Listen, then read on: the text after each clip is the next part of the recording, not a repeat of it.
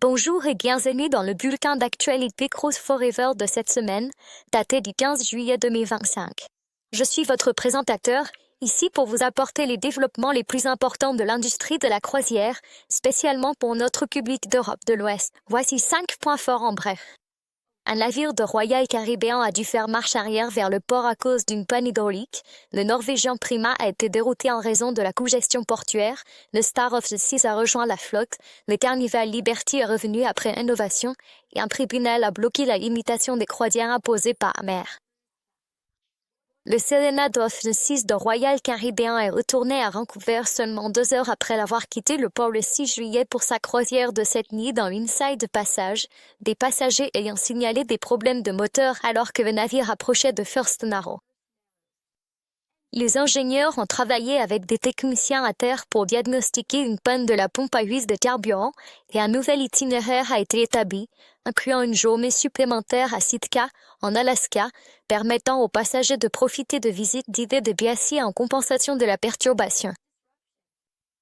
Le Norvégien Prima de Norwegian Cruise Line a été détourné de Barcelone vers Valence le 10 juillet après qu'un encombrement des quais a laissé le navire sans créneau d'amarrage, obligeant à un changement de port de dernière minute.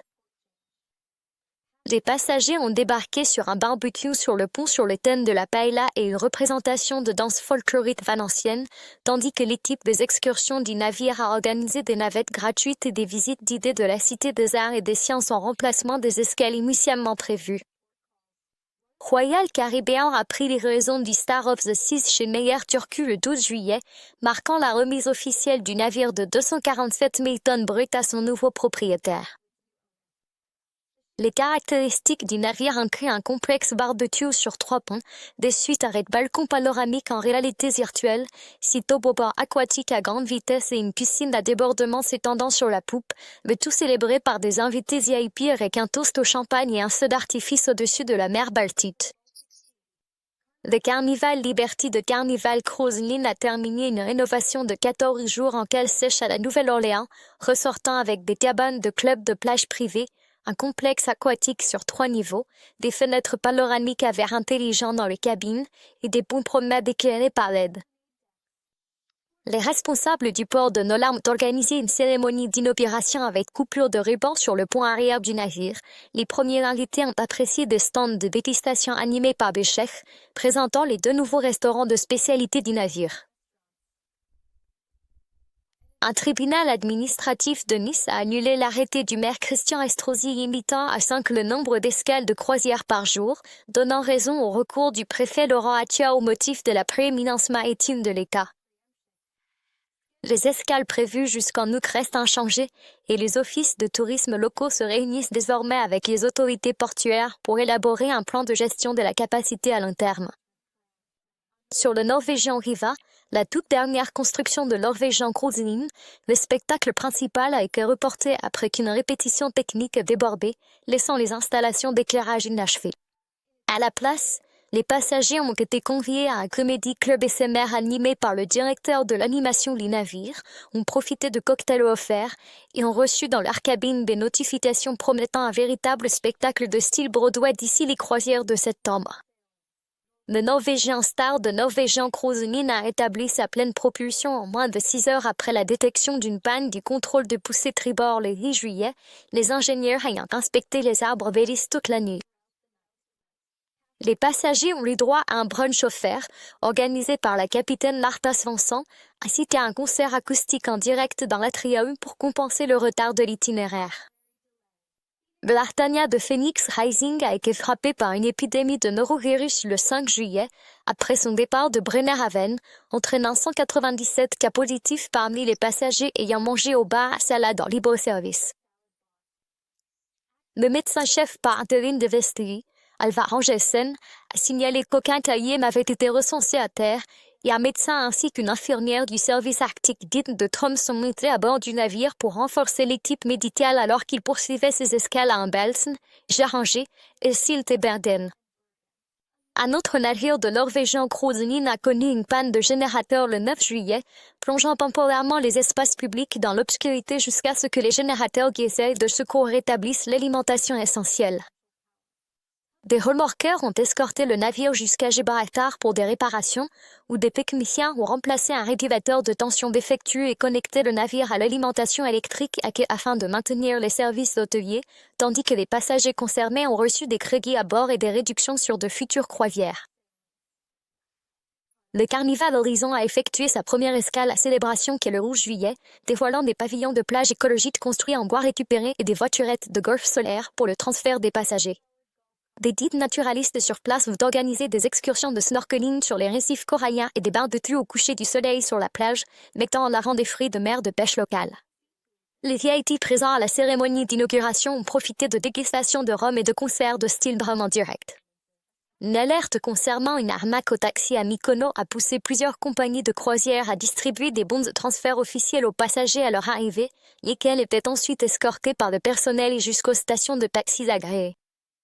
L'autorité portuaire a publié des avis multilingues et déployé des équipes d'accueil à quai pour coordonner les services de navette préréservés, ce qui a permis de ramener à zéro le nombre d'incidents signalés pendant les escales de la semaine.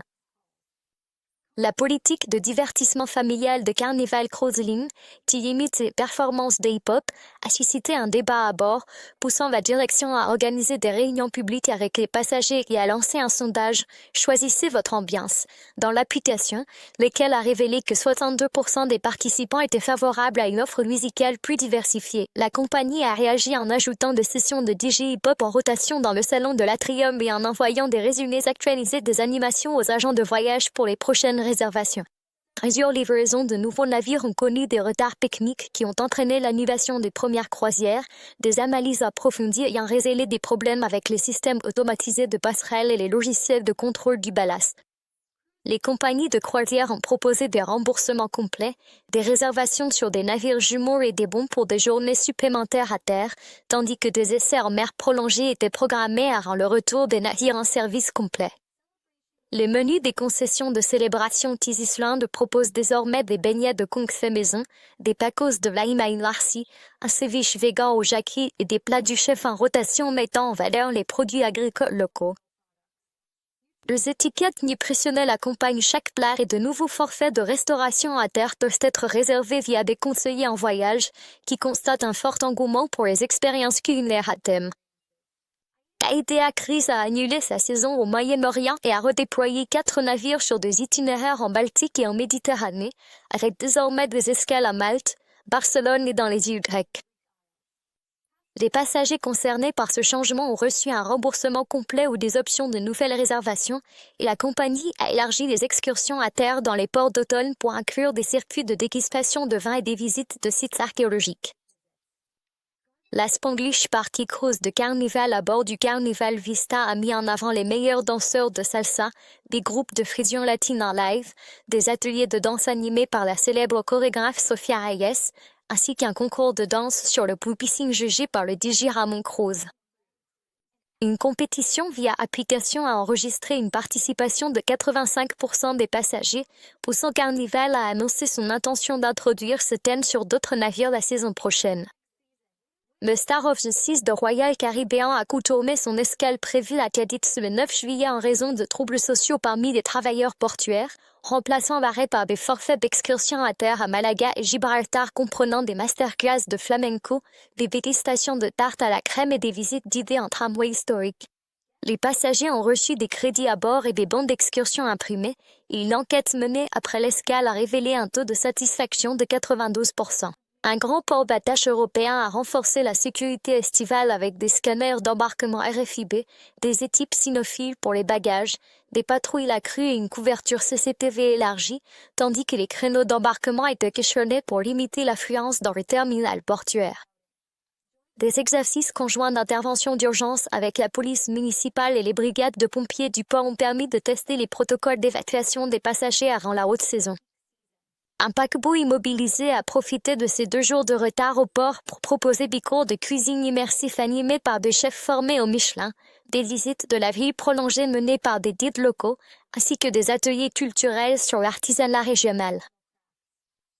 Les passagers ont reçu des bons repas pour des restaurants partenaires à terre et ont été accompagnés par des agents de liaison dédiés au service client afin d'assurer une logistique fluide pendant ce séjour imprévu. Le projet de réplique du Titanic 2, visant un lancement en 2027, a dévoilé des rendus intérieurs détaillés réalisés par des consultants de musées maritimes, illustrant une décoration fidèle à l'époque, des éléments rares déco et des proportions authentiques pour le grand escalier d'origine. Soutenu par des groupes de préservation et des investisseurs du Yacht Team de Mix, le projet intégrera des systèmes de sécurité modernes et les premières visites en réalité virtuelle seront proposées aux agents dès le mois prochain.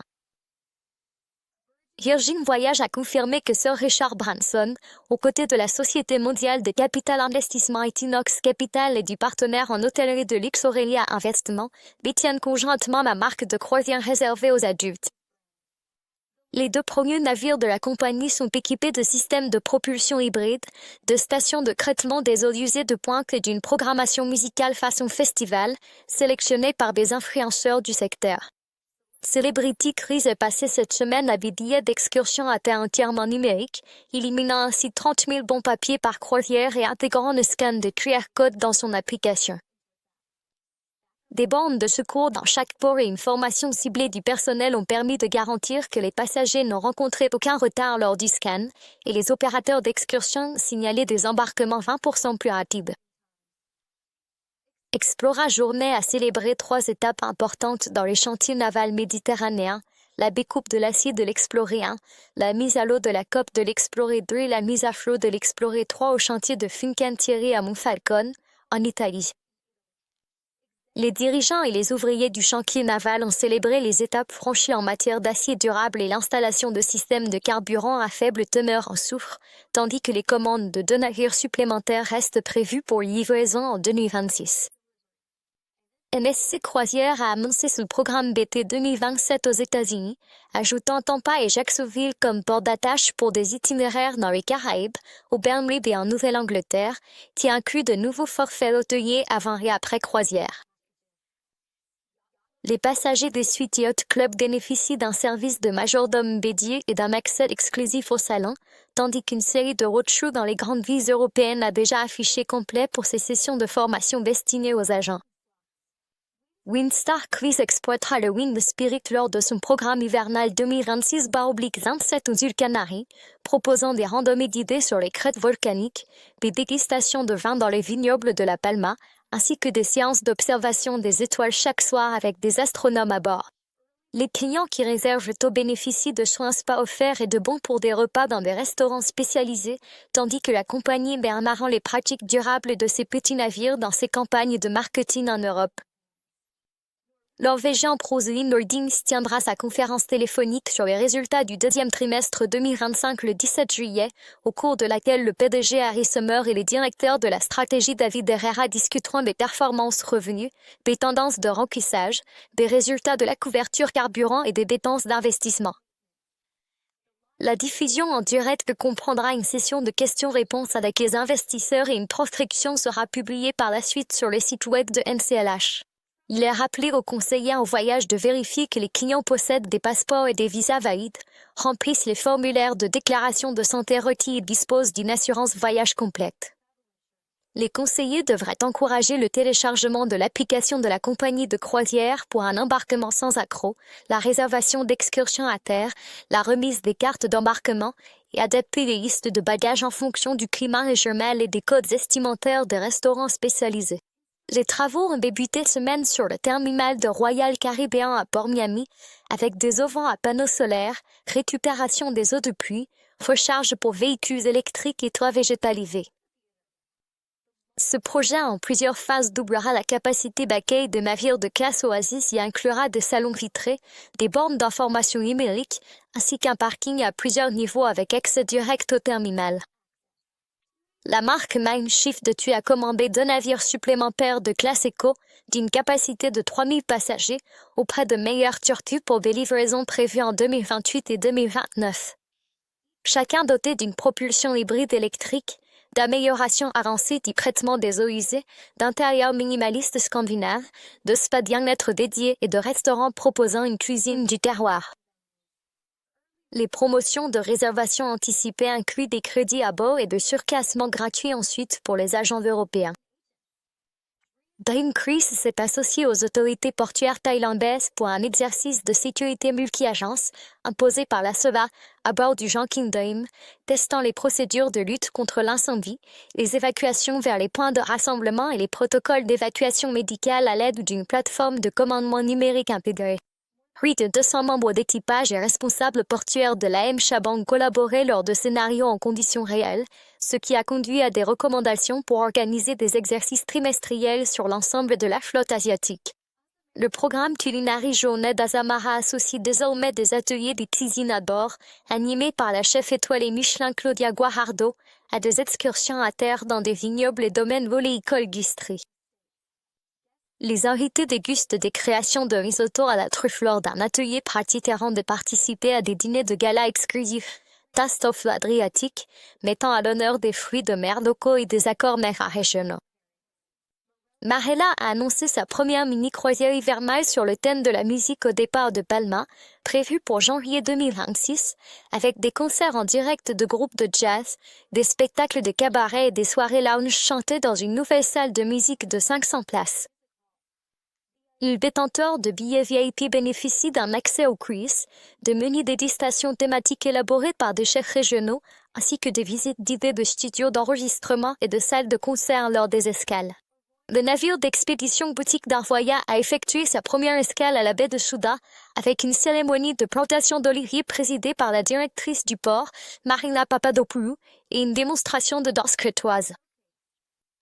Les invités ont profité de visites d'idées intimistes d'Erling Minoren de Pilson et de dégustation traditionnelle d'huile d'olive, tandis que la nouvelle infrastructure de quai pour les navettes a accéléré les opérations d'embarquement et de débarquement.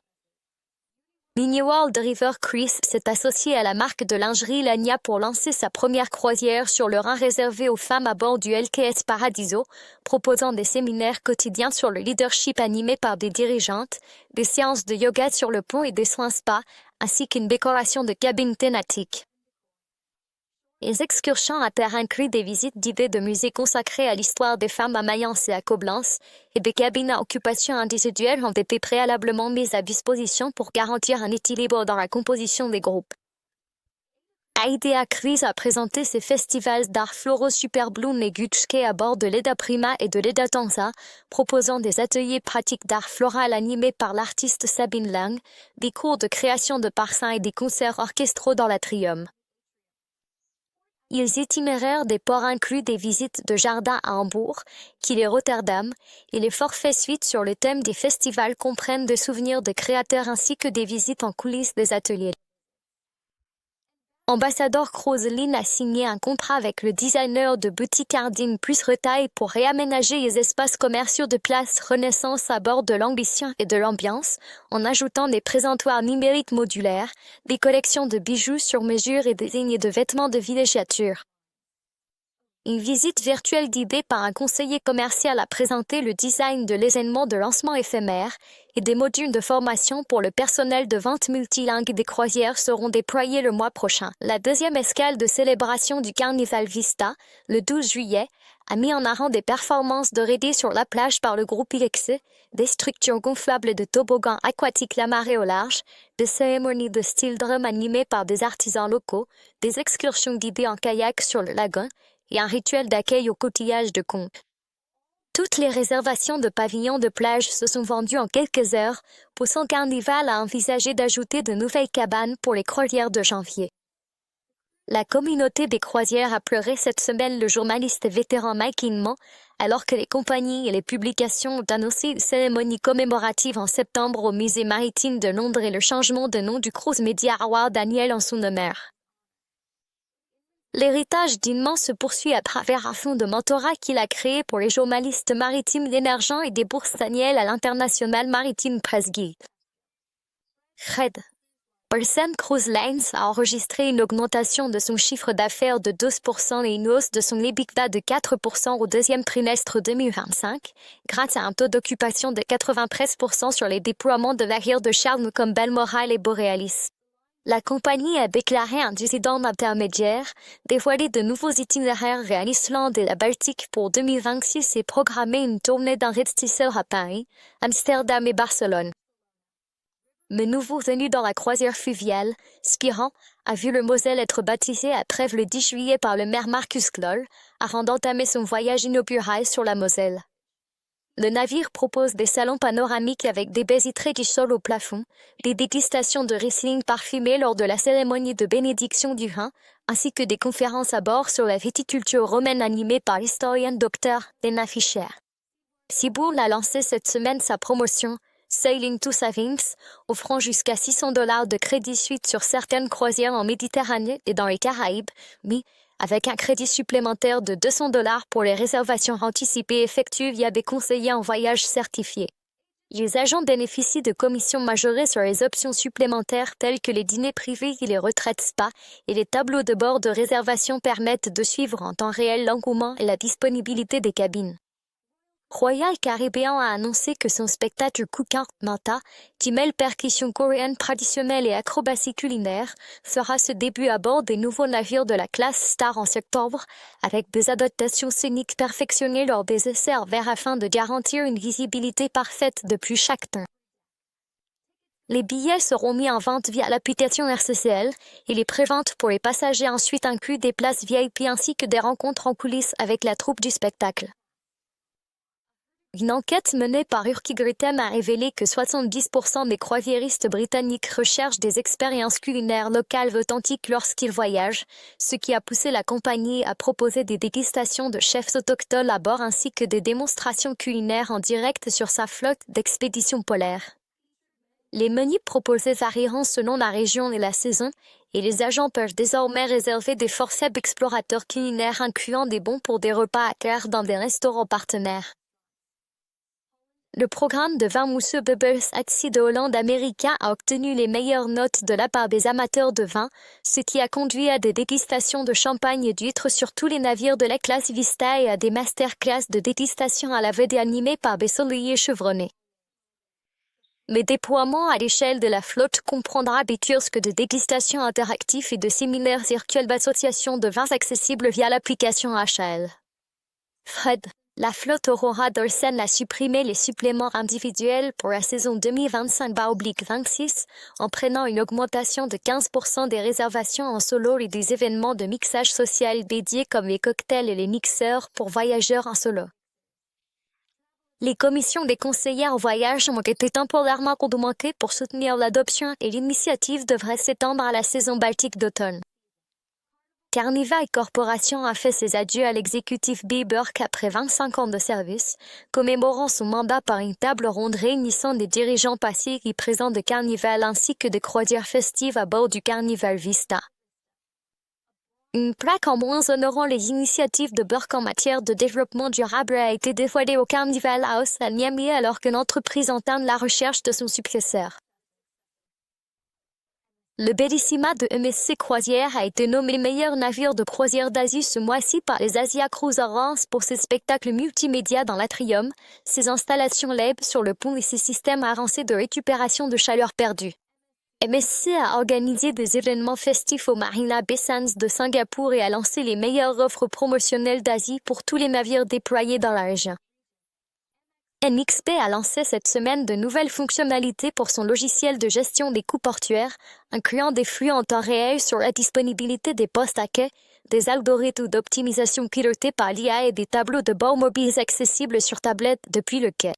Les premiers utilisateurs ont signalé une réduction de 15% des frais imprévus, une planification des escales 25% plus rapide et une diminution des charges administratives. Royal Caribbean a installé cette semaine une verrière rétractable aquadome au-dessus de la piscine arrière du Legend of the Seas à Palma, avec des panneaux éclairés par LED offrant une vue panoramique à 360 degrés sur l'océan et des commandes automatiques de pare-soleil. Les derniers tests d'étanchéité sont en cours avant la grande soirée d'inauguration prévue en octobre et les agents commercialisent déjà les catégories de cabines avec vue aquadome. Belém, au Brésil, est sur le point d'achever son nouveau terminal écologique en vue du sommet des Nations Unies sur l'environnement en novembre. Doté de toitures solaires, d'espaces verts restaurés sur les berges, de galeries d'exposition culturelle et de passages couverts reliant directement les hôtels voisins, l'établissement pourra accueillir simultanément 3 navires de taille moyenne et comprend un quai flottant pour garantir l'accès aux marais et aux bateaux de pêche locaux. IDEA Cruises a lancé cette semaine des petites fichères techniques stériles à bord de sa flotte, proposant aux familles des ateliers pratiques de robotique où les participants construisent des modèles de poulies et de mini-grandes roues.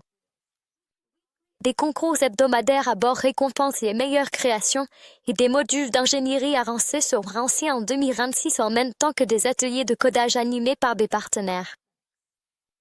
Coral Expedition a lancé sa série Coastal Adventure dans le Pacifique Sud, combinant des excursions de snorkeling encadrées par des biologistes marins, des randonnées en kayak autour d'îles isolées et des séjours chez l'habitant dans des villages locaux. Les invités apprennent des techniques de conservation, assistent à des masterclass de photographie animalière et dégustent des repas de la ferme à la table préparés par des chefs de la communauté. Oceania Cruises a confirmé 2 commandes supplémentaires auprès de Fincantieri pour des livraisons prévues en 2028 et 2029, mettant l'accent sur des cuisines de démonstration culinaire ultramodernes, des centres d'enrichissement pour des conférences invitées, des systèmes de propulsion hybride électrique et une technologie de recyclage des déchets en circuit fermé. Les conseillers en voyage enregistrés doivent avoir un aperçu des sessions de conception virtuelle prévues pour septembre et les premiers lots de cabines seront ouverts le mois prochain. L'Ambled Expedition a baptisé cette semaine 3 nouveaux navires aux Galapagos sur l'île de Baltra, incluant des cérémonies de bénédiction traditionnelles menées par des leaders locaux de la conservation et la mise en service de laboratoires de sciences participatives à bord. La flotte compte désormais plus de 20 navires d'expédition à faible impact et des itinéraires de circuit en kayak seront lancés lors de la haute saison de décembre. Regent Seven Seas a battu des records de réservation pour une nouvelle construction lorsque son dernier navire a vendu toutes ses suites haut de gamme en quelques heures, grâce à des incitations de fidélité en édition limitée et des promotions de forfait charter tout compris.